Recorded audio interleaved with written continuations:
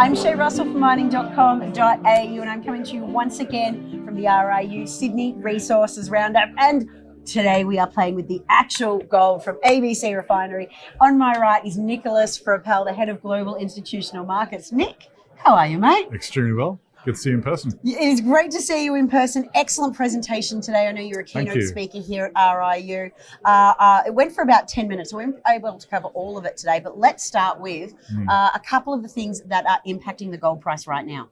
Well, I guess the main thing is uncertainty, and that uncertainty is really driven by the post-inauguration tariffs, some of the kind of unexpected or perhaps unexpected foreign policy decisions on the side of the US, the White House.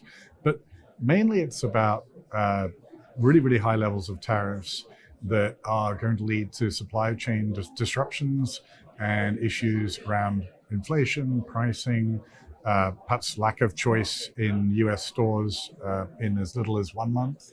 If you look at things like, container ship traffic from China over to America, and also how that feeds into capital expenditure. I mentioned it being an issue ultimately with CapEx, margins, and how that would feed to some extent into equities, but also to some extent into sort of corporate bonds, and how with gold, it's a good thing about gold, it's not that well correlated with those assets. So gold should do relatively well.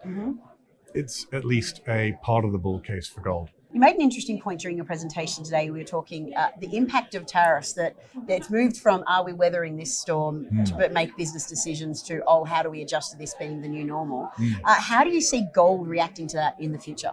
Look, if it is the new normal, it's going to impact both domestic markets. I mean, I'll always say it in terms of America because they're the originator of this new tariff regime, but in fact it's going to affect lots of different countries in lots of different ways. But domestically, obviously, it impacts the US consumer market because the incidence of those tariff taxes fall largely on the consumer. But saying that, one point I did make was that one of the senior Bloomberg economists, I think Anna Wong, she actually made a really interesting comparison between producer and consumer prices that were being borne by wholesalers.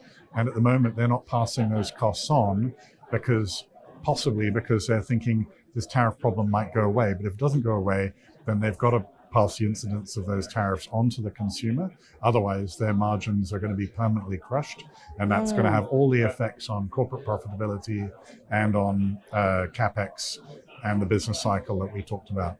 Now, that's good for gold. That is good for gold. But it's bad for things. So it's good for gold kind of like by a bad default, if you like. So it's good for gold, but bad for everybody else. Yeah, in simple terms. Yeah, in simple terms, yes. Yeah. And finally, let's talk a little bit of price action. Now, in a previous podcast you spoke about how you hadn't really seen a flagpole arise in gold prices. Now, this is going back 3, 4, maybe 5 weeks ago. Yeah. Gold did top out at around $3,500 US, and it's since come off the boil.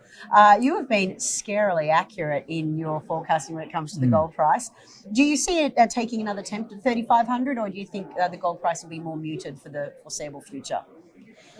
I think if you look at what it's done even today, actually, where it had a really, really strong rebound, I don't rule out any kind of a reattempt at 3,500. What I think, going back to your comment about seeing some kind of, exhaustion or whatever in the price action, just in the last couple of weeks where it made that high, after I made that comment, you did start to see a little bit of a sharp run up in the price. It hadn't really gone, it kind of trended up quite smoothly, lockstep, and then it suddenly really started to pull away. And that was the sort of perhaps a bit of a sign that price action was maybe running to some kind of intermediate top. I think if you look at the weekly candle for gold, it does look, I think it forms some kind of, I'm not going to get totally the wrong candle here, like a shooting star or something. And then they've next week kind of confirmed it negatively. So as things stand at the moment, that's a little bit toppish looking.